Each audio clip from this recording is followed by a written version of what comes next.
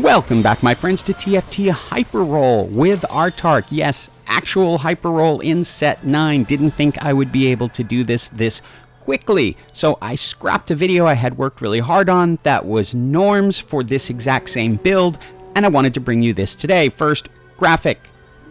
Like, comment, subscribe, do the stuff to help the YouTube algorithm as our legends run around and try to figure out what they're going to vote on. I had chose Void just so we could get a random one, as I wasn't thrilled with any of the others that were out there, but we end up in Noxkraya. No idea if it needed that guttural of a pronunciation, but why not? Now, this is my first time playing with this particular portal, where it's going to put hexes on the board, and then you're going to get a random item that champion can use so long as you are on that hex. Sounds cool. A little bit like a throwback to Season 2, where they used to have enchanted hexes that would give you more power throughout the board. First champion choices, I'm gonna grab some Cho'Gaths. Remember, he has infinite scaling throughout the match. Every time he feasts, he's going to be gaining 60 health.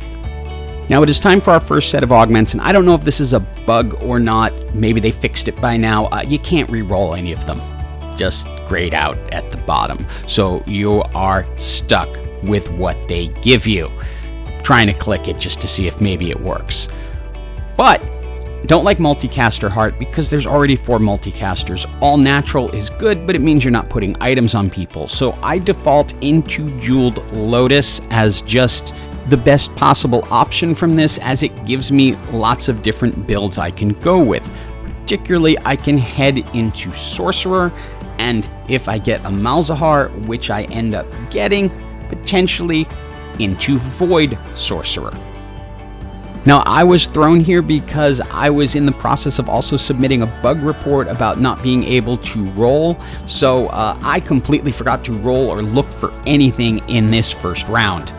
Item choice here, since we're going into a Sorcerer build, I want to get the tier for a potential blue buff, and I'm going to bring in Swain so that he can be another Sorcerer on the board. Since I 2-starred the Orianna, I decided to bring her in instead of Malzahar, who is still at 1 star. But Orianna doesn't really have that much power on her own. When she shields people and it explodes, it works, but from a distance, she's not that good a champ. Rolled through, managed to find a Kassadin, so now I can make Void, which brings back Malzahar, but Malzahar is only 1 star, so he's not going to have a huge impact. My egg ended up in the less than optimal place, so I didn't get my initial knock-up and lost this round. Time for an item choice, and if we're going Void Sorcerer, there are 3 things to consider: Lux items, Cho items, and Kaisa items. So we're going to want tanky items for Cho, nothing there for that. The Needlessly Large Rod will work for either Lux or Kaisa. Unfortunately, our team just is not strong yet. We have so many 1-star champions that our Void Horror isn't really getting very much bonus. It is time for our second set of augments, and again, we can't roll them. Riftwalk is specific to Kassadin. It's like a Kassadin hero augment, but I am not 100% sure that Kassadin is going to stay in this build. It all depends what direction things go later. Combat Caster can work because I am headed Sorcerer focused, and this will give them a shield every time they've cast. I now have brought in Orianna as an item holder for Lux items. The second hex is in a really awkward position in the second row, but I definitely want to put my gold 3-star Cho on it because why not get him a good item? If he can get in lots of feasting, he's going to get lots of health, which is going to give him lots more damage, which is going to allow him to do more feasting. And just in this round, he was able to feast on 2 different champions. Time for an item choice, and I definitely want to get more health on Cho, so I can grab the Giant's Belt, combine it with that Chain Vest, and we'll have a Sunfire Cape, and then whatever else the Hex gives to Cho. And I really thought I was on my way to turning this around, but along comes a Challenger team with a Callista that can just rip through my champions. As I mentioned in the roundup video where I talked about her, she is really, really strong. I'm really hoping that last augment is going to give us a front line hex, because that is going to be key. I want Cho in the front line, but I also don't want to not get the extra item for him. Now here's the reality. We're back on the regular server, so I got Gary back. Thank you, Gary, for the Lux. She's going to be key. I want to give her 2 items and put her on the hex so that she can get the additional item, whatever it is. Then we get gifted with Kaisa, and that will allow us to replace Swain in the next round and have 6 Void for the Rift Herald. But before that, we have our final augment, library card, Tome of Traits, and a component anvil. If you're gonna run Void, go for it. Gary, thank you. Void Emblem.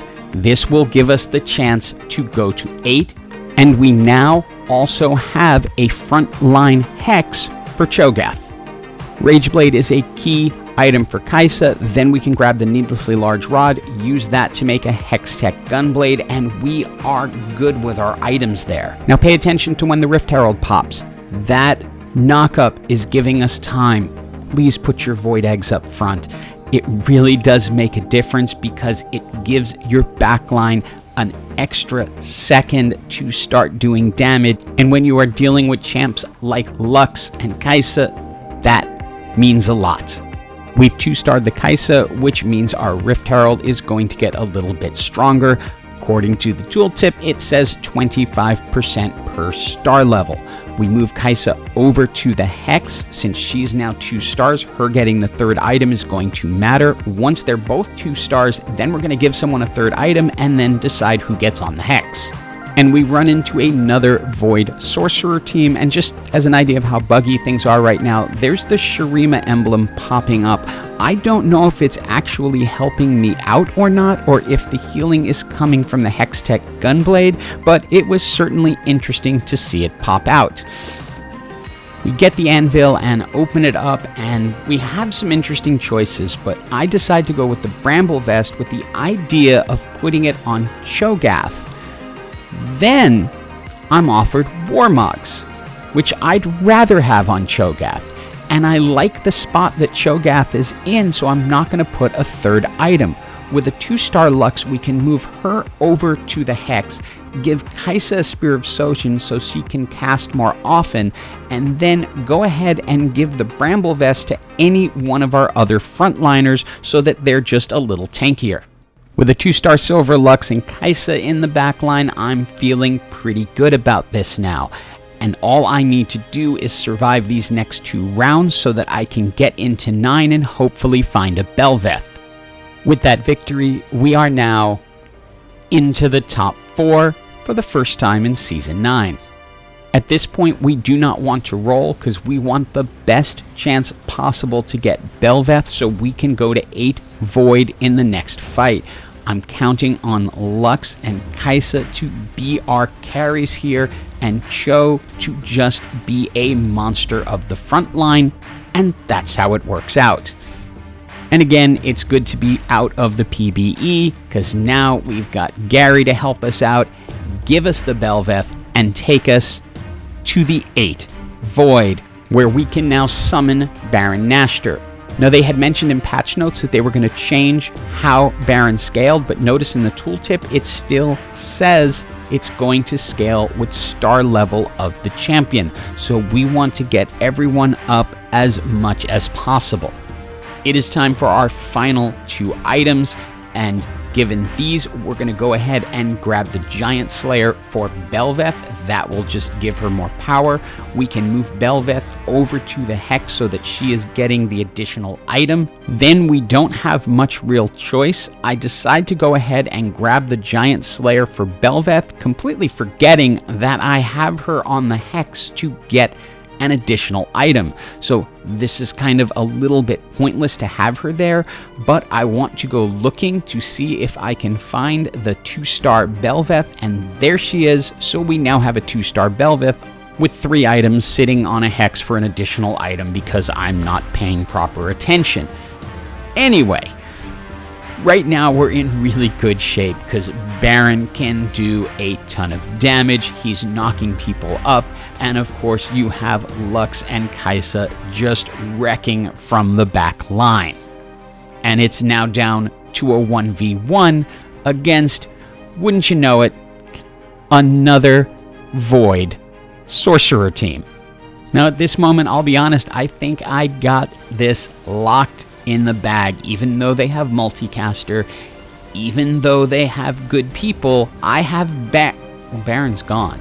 Well, maybe Bel'Veth can save this? No. Baron does not make you invincible, and Sorcerer is really strong.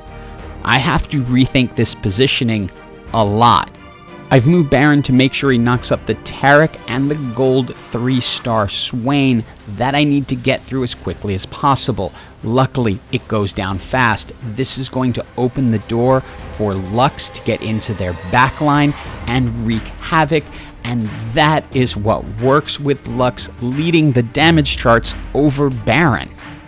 They made a last-second shift on me and got Swain out of the way of my Baron, but I had pulled my team over to the right so that I could do as much damage as possible to where I thought Swain was. It ended up working out because it left Baron alone to do the majority of the damage, and it is GG for everyone. So this game came down to Void Sorcerer versus Void Sorcerer. Yeah, it's a viable build. Go for it. Hope you enjoyed this video, and as always, have an absolutely awesome day.